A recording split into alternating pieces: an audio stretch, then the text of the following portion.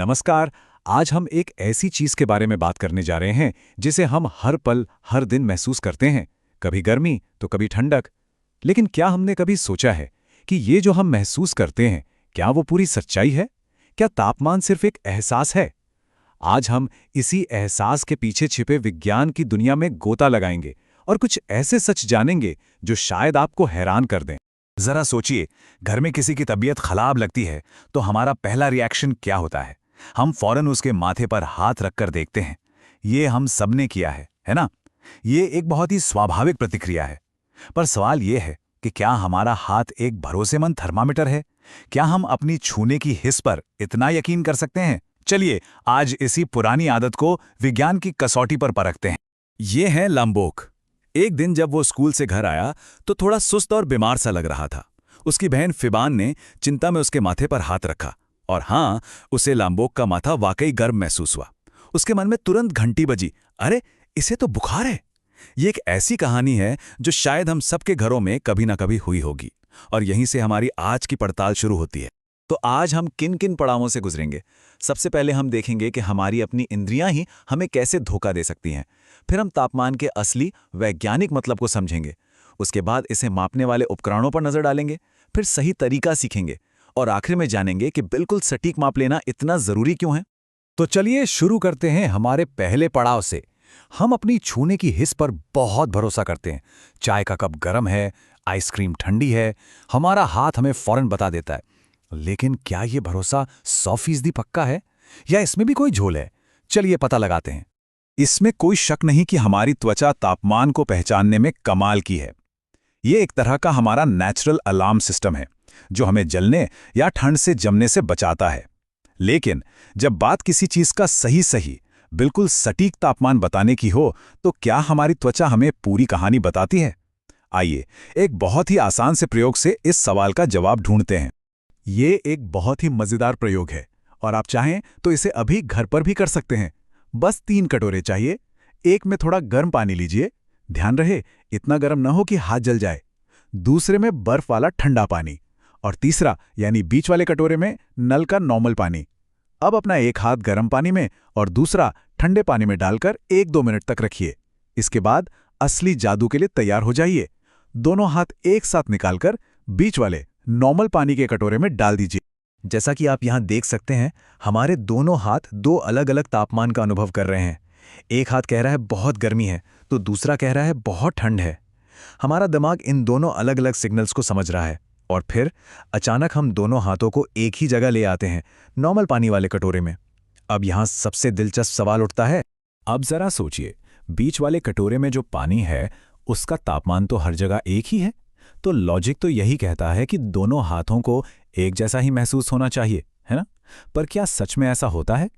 यहीं पर हमारा दिमाग हमारे साथ एक छोटा सा खेल खेलता है। और ये रहा नतीजा जो आपको हैरान कर देगा। वो हाथ जो ठंडे पानी से आया था उसे नल का नॉर्मल पानी गर्म लगता है और जो हाथ गर्म पानी से आया था उसे वही नॉर्मल पानी ठंडा लगता है। कमाल है ना? एक ही पानी एक ही वक्त पर हमारे दोनों हाथों को गर्म भी लग रहा है और ठंडा भी। ये कैसे हो सकता है? ये छोटा सा प्रयोग एक बहुत बड़ी बात साबित करता है। हमारी छूने की हिस्स हमें किसी चीज का असली तापमान नहीं बताती, वो बस तुलना करती है। वो हमें ये बताती है कि कोई चीज पहले के मुकाबले गर्म है या ठंडी। मतलब ये पूरी तरह से सापेक्ष है, निरपेक्ष नहीं। इसलिए जब बात सच जानने की हो तो हम सिर्फ अपने एहसास पर भरोसा नहीं कर सकते। हमें एक बेहतर, एक ज्यादा भरोसेमंद तरीके की जरूरत है। तो अगर हमारी इंद्रियां हमें धोखा दे सकती हैं तो फिर हम किस पर भरोसा करें? इसका जवाब है विज्ञान के पास, और वो जवाब एक शब्द में छिपा है, तापमान या टेम्परेचर। तापमान किसी चीज की गर्मी या ठंडक का एक वस्तुनिष्ठ माप है। वस्तुनिष्ठ मतलब ये इस बात पर निर्भर नहीं करता कि हमें कैसा महसूस हो रहा है या हमारा हाथ पहले कहाँ था। ये एक पक्की, ठोस संख्या है, एक यूनिवर्सल स्कोर है जो हमें बताता है कि कोई चीज असल में कितनी गर्म या ठंडी है। सीधी सी बात है, जिसका तापमान ज्यादा वो चीज ज्यादा गर्म। और इस भरोसेमंद स्कोर को मापने के लिए जो उपकरण हम इस्तेमाल करते हैं वो इस कहानी का असली हीरो है और उसे हम सब जानते हैं, थर्मामीटर। यही वो चीज़ है जो हमारे एहसास के धोखे को दूर करती है और हमें सच बताती है, यानी सटीक आंकड़े देती है। तो अब जब हम ये जान गए हैं कि हमें थर्मामीटर की ज़रूरत क्यों है, तो चलिए इन कमाल के उपकरणों की दुनिया में थोड़ा और गहरा उतरते हैं। ये कितने तरह के होते हैं और समय के साथ इनमें कैसे बदलाव आए हैं। अगर आपको याद हो तो कुछ साल पहले तक घरों में कांच के थर्मोमीटर होते थे, जिनमें एक चांदी जैसी चमकीली चीज यानी पारा ऊपर नीचे होता था। लेकिन आज ज्यादातर घरों में हमें डिजिटल थर्मोमीटर मिलते हैं।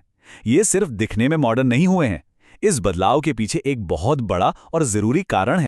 देखिए, जो पारा उन पुराने थर्मोमीटर में इस्तेमाल होता था वो असल में एक बहुत ही जहरीला पदार्थ है। अगर वो कांच का थर्मोमीटर गलती से टूट जाए तो पारा फैलकर हमारी सेहत और पर्यावरण दोनों के लिए एक बड़ा खतरा बन सकता है। इसी खतरे को हटाने के लिए डिजिटल थर्मोमीटर बनाए गए।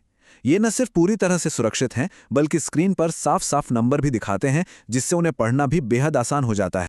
और फिर हाल के कुछ सालों में, खासकर कोरोना महामारी के दौरान, हम सब ने एक नई तरह के थर्मामीटर को हर जगह देखा, इंफ्रारेड थर्मामीटर, जिसे नो टच या गन थर्मामीटर भी कहते हैं।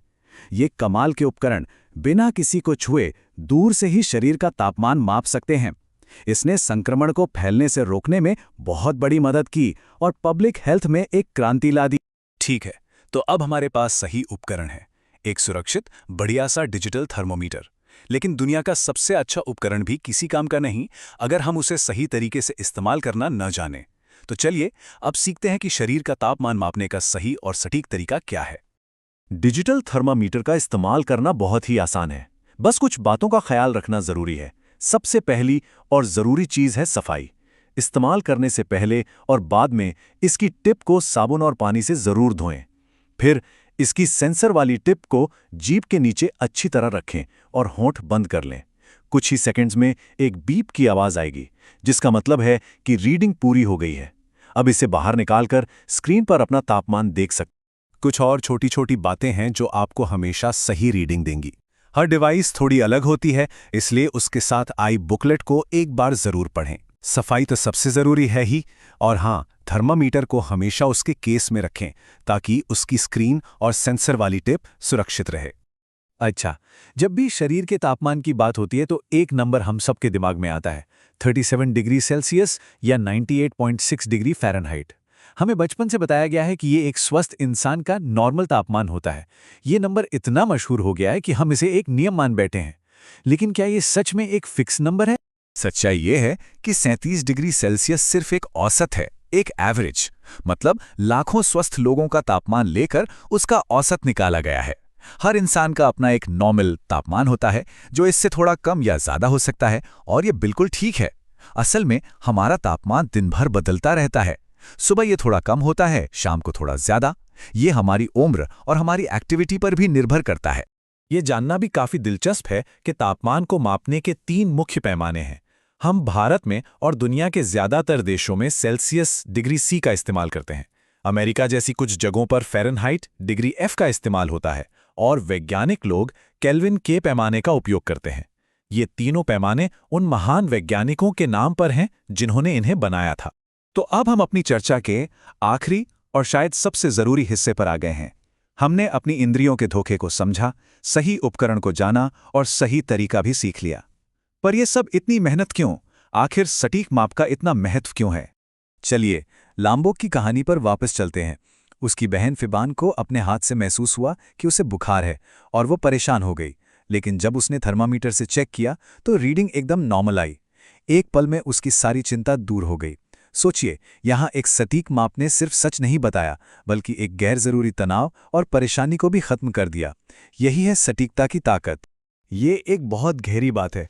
गलत मापने से बेहतर है कि बिल्कुल ना मापें, क्योंकि अधूरी या गलत जानकारी कोई जानकारी ना होने से भी ज्यादा खतरनाक हो सकती है। वो हमें गलत फैसले लेने पर मजबूर कर सकती है, चाहे वो हमारी सेहत हो या कोई इंजीनियरिंग का प्रोजेक्ट या फिर खाना बनाना। सही और सटीक माप ही सही नतीजों की बुनियाद है।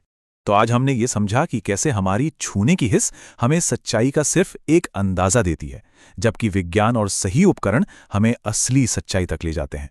और ये बात हमें एक बड़े सवाल पर सोचने के लिए मजबूर करती है। हमारी और कौन कौन सी इंद्रियां हैं, जैसे देखना, सुनना या सूंघना, जो शायद हमें दुनिया की एक अधूरी या फिल्टर की हुई तस्वीर दिखा रही हैं। इस पर जरूर सोचिएगा और हमेशा सीखते रहिएगा।